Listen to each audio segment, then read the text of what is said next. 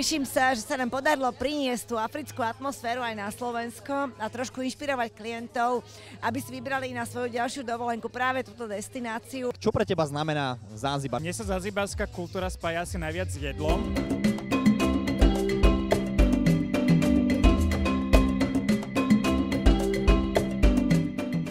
Pre mňa to bola jedna z najkrajších dovoleniek, aké sme spolu absolvovali ako rodina. Pre mňa to bola úplne mega super, najviac rodinná dovolenka v tom najlepšom rezorte, v akom som kedy bola. Mne sa najviac páčila plavba loďou a že sme boli pozrieť zanzibarskú školu.